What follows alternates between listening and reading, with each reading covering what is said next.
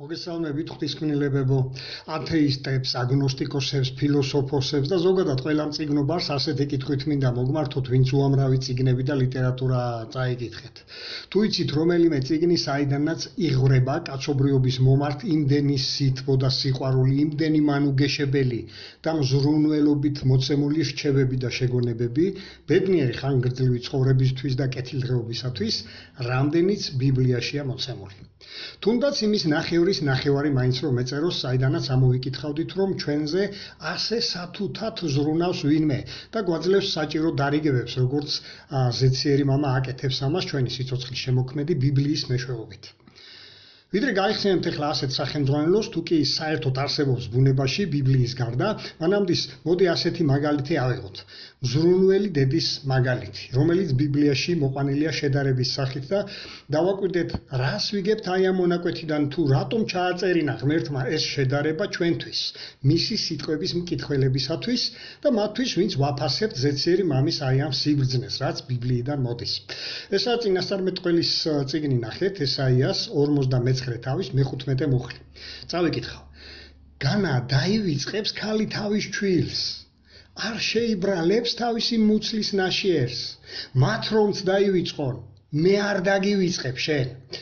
ვიდრე გავარჩევთ სიღრმისეულად და ვისაუბრებთ ზეციერი მამის მხრიდან ჩვენს მომართ, გამოვლენილ აი ამ თანაგრძნობას, რომელიც აქ იკითხება და რომელიცაც სულ ერთი არაა ახლა არც ერთი ადამიანის მდგომარეობა, აქედან ამასაც ვიგებთ, მანამდე ათეისტებს, აგნოსტიკოსებს, ფილოსოფოსებს, ბიბლიის მიმართ კრიტიკულად თუ სკეპტიკურად განწყობილ ადამიანებს ყურადღება დედისა და ჩვილის იმ ურთიერთობებზე მინდა შევაჩერო თქვენი ყურადღება, რისი მომსწრეც ყველა თქვენგანი ყოფილხართ, ალბათ, ან მომავალში იქნებით.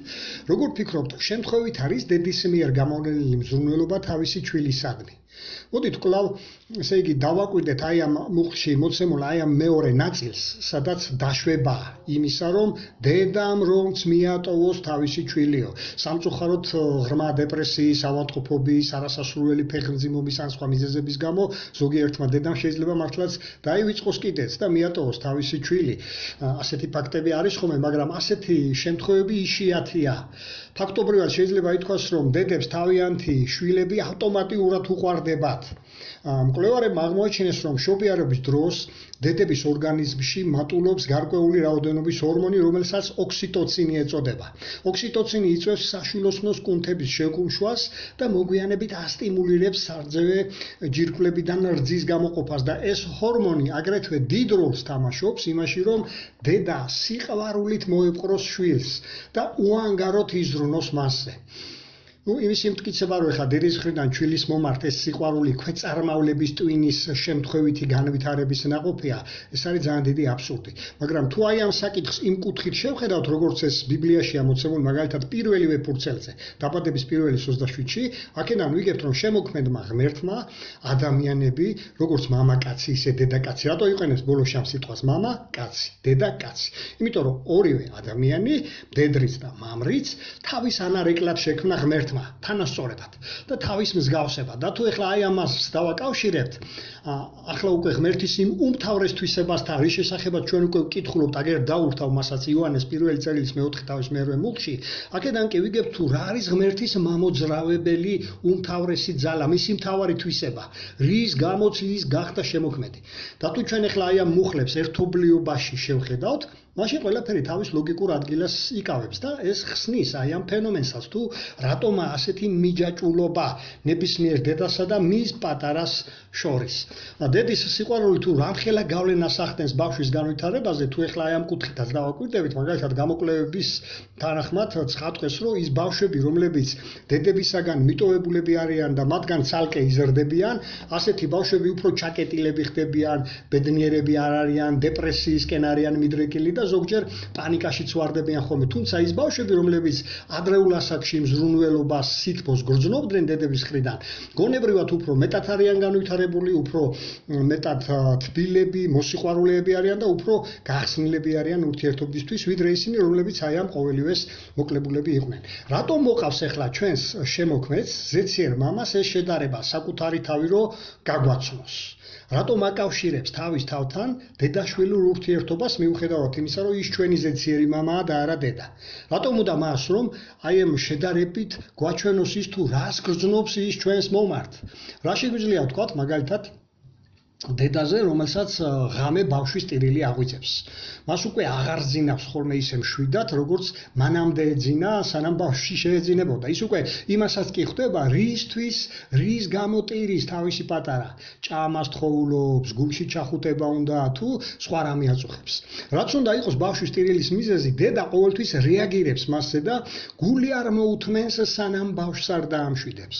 ამიტომაც აი ამ მუხლში დასმული ეს კითხვები, რომელთაც იწყებს ჩვენი ზეციერი მამა ჩვენთან მსჯელობას, ჩვენთვის არ არის ეს უცხო.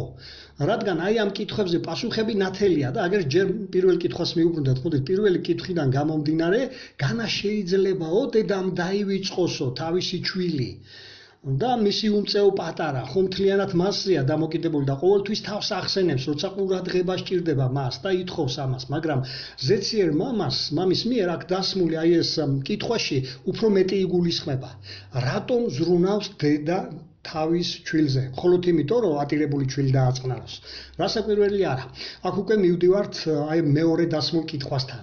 დედის ჩვეულებრივ აი ამ თუ ეხლა თავისი აი ამ უცლის ნაშიერის მიმართ რატო გამოხატავს აი ამ შებრალებას. თვითონ ეს მონაკვეთი, რომელიც ებრაულიდან ითარგმნა, შებრალებად ნათარგმნია აი ეს ებრაული ზმნა, მოწყალების გამოვლენასაც ნიშნავს. აი ამ ებრაულ სიტყვაში, რომელიც ამ მონაკვეთში არის გამოყენებული, ასევე იგულისხმება უმწეო ადამიანის მიმართ თანაგრძნობის გამოვლენა.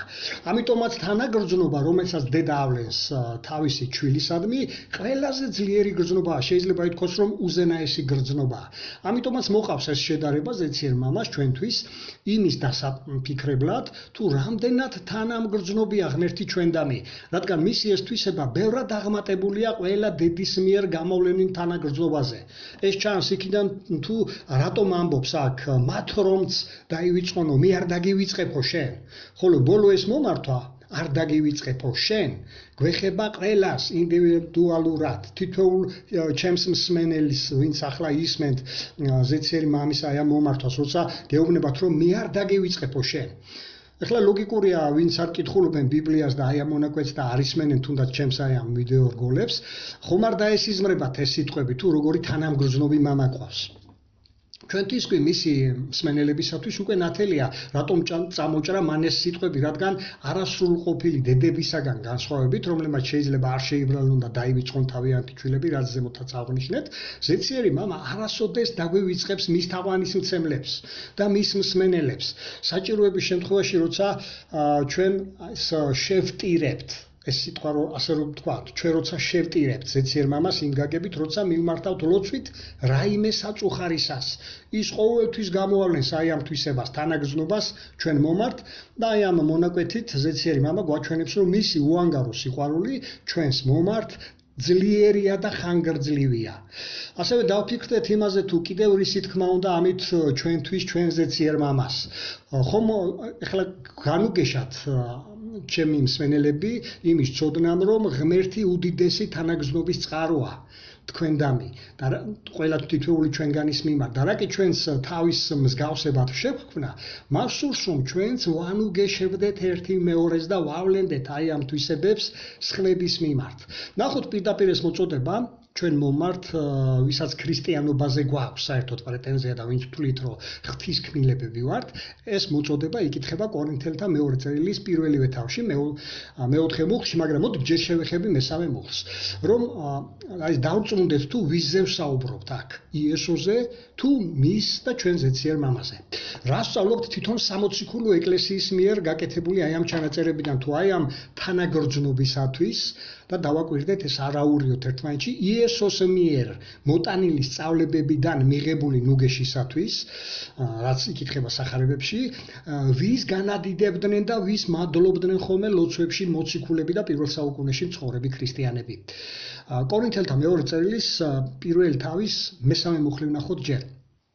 აქ იკითხება, რომ მოციქულები დიდი გულმოწყალებისათვის და მე გულმოწყალება თუ რა არის, ამაზე ვისაუბრე გასულ ვიდეო რგოლში, აუცილებლად მოისმენთ ის გასული ორი ვიდეო რგოლიც, რიგით 72-71 ვიდეო რგოლები. აქ ვისაუბრე და აი ამ გულმოწყალებისთვის და თანაგრძნობიდან გამომდინარე ნუგეშისათვის მოციქულები ყოველთვის განადიდებენ, აგერ იკითხება გარკვევით ჩვენს და იესოს აი ამ საერთო ზეციერ მამას, ჩვენი სიცოცხლის შემოქმედ, რომელიც ასევე იესოს მამაცაა და ვინც იესო გამოგზავნა დედამიწაზე და გამოატანა მას აი ეს სასიხარულო ცნობები ზეციდან ჩვენთვის. ამას იესო ყოველთვის ხალხს უსწავდა თუ ყურადღებით კითხულობთ ხოლმე სახარებებს, რომ მე ჩემსას არ გასწავლით, რაც მამამ დამავალა, სიტყვა რო გამოვიყენოთ, რა ტრენინგებიც გაატარა მამამ ზეცაში, ის სწავლება მოიტანა იესომ დედამიწაზე. ჩვენს სამგეშებლად. და რადგან ასეთი ზეციერი მამა ყავს, ვისგანაც სრულიად ირეკლავდა იესოც აი ამ თვისებას, თანაგრძნობას. ჩვენც უნდა ბაძავდეთ როგორც ქრისტიანები მას ამ თვისებაში და სწორედ მეოთხე მუხლი ამისაკენ მოგვიწოდებს, აგერ დაურთავთ თან, თუ ჩვენ რისკენ აი რა მოწოდებაა და რას უნდა მივაქციოთ ყურადღება. ნახეთ რომ ჩვენც უნდა ვიყოთ თანამგრძნობი ყველა გაჭირებულის მიმართ, ყველა დაჩაგრულის მიმართ, ყველას ვისაც უსამართლოდ მოეყვნენ, ჩვენ უნდა თანაუგრძნოთ და როგორ თანაუგრძნოთ ჩვენ რა შეგვიძლია გავაკეთოთ, ხო? ბევრი ადამიანებისთვის. აქ წერია როგორ უნდა თანაუგრძნოთ. სინამდვილეში როგორ უნდა მივცეთ ნუგეში და ვისგან დააკვირდით, ჩვენც უნდა ვანუგეშოთ იგივე ნუგეშით, რითიც გვანუგეშებს ზეციერი მამა და ეს ნუგეში მოცემულია სახარებებში. მაგალითად, მე ამაზე ბევრი ვისაუბრე ჩემს გვერდზე თუ შემოგძანდებით 28-დან 38-ის ჩათვლით, თუ რის გაკეთებას აპირებს ზეციერი მამა სამომავლოდ. თავისი მორჩილი ადამიანებისთვის, ქრისტეს მიმდევარი ადამიანებისთვის, თუ რა უნდა გააკეთოს, თუნდაც მიცვალებულებისთვის, როგორ იქნება შეხვედრა გარდაცვლილებთან, თუნდაც მაგალითად იმ ადამიანებისათვის, ვინც დღეს არიან ინვალიდები, როგორ გამოაჯამრთელებს მათ, თუნდაც უსახკაროებისთვის, მშიერ-მწყურვალებისთვის და ასე შემდეგ, თუ როგორ ახალ ქვეყნიერებას გვპირდება, როცა დაასრულებს ამ ბოროტ და ძველ ქვეყნიერებას. 22-დან 28-დან 38-ის ჩათვლით უბრალოდ. აი ეს 10 ვიდეო რგოლი მოისმინეთ თუ არ მოგისმენიათ და გაეცანით ზეციერი მამის ნუგეშს. აი ამ ნუგეშით უნდა ვანუგეშოთ ჩვენც სხვებივ. ამას წერენ მოციქულები აქ. ეხლა მინდა ცოტა არ არის ეს გადახვევა, პირდაპირ შევეხო იმ მიმდინარე პროცესებს, რაც ჩვენს ქვეყანაში ხდება. ჩვენ ხედავთ იმ სისასტიკეს, ძალადობას, ჩაგვრას, უსამართლობას, რომელიც შეიძლება პიკში ახავთ, ხო? რა ხდება ამ დროს? ბევრს გონია რომ აქ მხოლოდ პრემიის გამო და ფულის გამო აკეთებენ იმ სისასტიკეს, რასაც ჩვენ უყურებთ. რა თქმა უნდა, ესეც არის ერთ-ერთი მხარე, მაგრამ გონია რომ ქართველი ადამიანი და ზოგადად საერთოდ ადამიანები ბუნებით მაინც და მაინც არ არიან ესეთები, რომ მასიურად ეხა შეიძლება 1-2 კილერი არის ვიღაცა ფულის გამო ადამიანს რო კლავს, ან სასტიკი, ან სადისტია, მაგრამ მასიურად ამდენი პოლიციელი რო უცბად გახდეს კილერი და ესეთი კანიბალი, ასე ვთქვათ, ასეთი ჯალათი ეს ფულის გამო და პრემიის გამო არ იქნება. მას სად არის ეშმაკის თავი დამარხული. რასაც თვალს დღემდის არ უსწორებენ არც პოლიტიკოსები და არც სხვა ადამიანები, ვინც მხოლოდ მთავრობას მიაწერენ ამას, ხო? ამ ხელწერას. არა. მოდი დააკვირდით რუსეთში პუტინმა როგორ აწარმოა ომი. ჯარისკაცების ზომბირება მოახდინა FSB-ს აგენტმა კირილემ. მათ ტრინში ჩაუნერგეს, რომ ისინი რასაც აკეთებენ, იმ პატარა ბავშვების ხოცვა, გაუპატიურება, რაც მოსდევს თან ის სისასტიკე და ძალადობა, ეს არის თურმე სამართალი და სამართლის აღდგენა თურმე, მშვიდობის აღდგენა და ღმერთი მათ ხარეს არის. დააკვირდით, აქ სასულიერო პირებს დიდი წვლილი მიუძღვით აი ამ პროცესებში.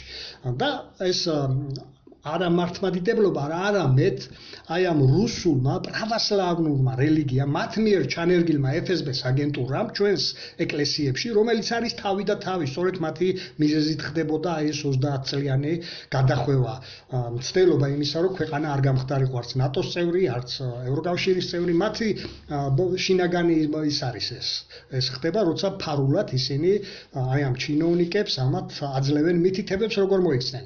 ეხლას რა პროცესებსაც თქვენ თვალს ადევნებთ, ეს უნდა აღიაროთ, თვალი გაუსწოროთ, იმიტომ უნდა აღიაროთ, რომ მაგალითად სამედიცინოში არის ასეთი რამ, მოკლედ გეტყვით, თუ კონკრეტული დიაგნოზი, ზუსტი დიაგნოზი არ არის დასმული, ადამიანებს კურნალობენ ხოლმე მცდარად, ტყუილია, ზედმეტია ხარჯების გაღება, პაციენტი დროთა განმავლობაში უფრო მძიმდება და საბოლოოდ კვდება, იმიტომ რომ სწორად არ იყო დიაგნოზი დასმული, რასაც თავის სახელს არ დაარქმევთ. სწორად არ გამოიტანთ დიაგნოზს, ყოველთვის დაზარალდებით და წააგებთ. უნდა იცოდეთ, სად უნდა ებრძოლოთ საწეცებს. ეს არიან სასულიერო პირები, ყველაზე არ ვიძახი, მთელ მართლმადიდებლობაზე. მე ვამბობ, მართლმადიდებლობის სახელს ამოფარებული ცრუმადიდებელთა FSB-ს აგენტურა, რომელიც ჩანერგილია საპატრიარქოში, სინოდშიც, მაღალი იერარქიის პირებიც არიან მათ შორის. სწორედ აი ამათ მოამზადეს ამათი ტვინები, მანამდე მოახდინეს მათი ტვინების ზომბირება იმ გაგებით, რომ დაარწმუნეს ისინი, რომ ღმერთი აი ამ პროცესში მათ ხარესაა, რომ ისინი ებრძვიან დემონებს. აი რომ ეშმაკის ხალხს სინამდვილეში და იმიტომ არიან ასეთი სასტიკები, იდეოლოგიურად გააძლიერეს მათ სასულიერო პირებმა. არადა ჩვენ როგორც ამ ვიდეოში განვიხილეთ, თუ ღმერთი როგორი თანამგრძნობია, გასულ ვიდეო რგოლებშიც ვისაუბრებე 72-ში მის გულმოწყალებაზეც, ვისაუბრე მის სამართლიანობაზეც, 73-ში, 71-ში. აი ეს ვიდეო რგოლები მოისმინეთ აუცილებლად, რომ გაიგოთ როგორი უნდა იყოს ქრისტიანი, ვისაც პრეტენზია გვაქვს ქრისტიანობაზე, რითი უნდა გამოვირჩეოთ, რა თვისებებით. თუ ხედავთ ესენი საპირისპირო თვისებებს ავლენ, ეს არის დემონური თვისებები, ეშმაკის, ამიტომ ეს სასულიერო პირები თავად არიან ბნელეთის მოციქულები, ღვთის სახელს ამოფარებულები, ქრისტეს სახელს ამოფარებულები და მართლმადიდებლობაში მყოფი ცრუმადიდებლები, FSB-ს აგენტურა, ჩანერგილი. აი სწორედ ისინი მართავენ აი ამ სისასტიკეს, აი ამ პროცესს, მათი იდეოლოგიაა ეს. და ესენი ხშირად მიდიან ამ სალოცავებში ეგრეთ წოდებული, სადაც ფარულად მათ აძლიერებს აი ეს ბნელეთის მოციქულების იდეოლოგია. ისინი აკურთხებენ ამისთვის, არწმუნებენ, რომ ღმერთი მათ ხარესაა და სამართალი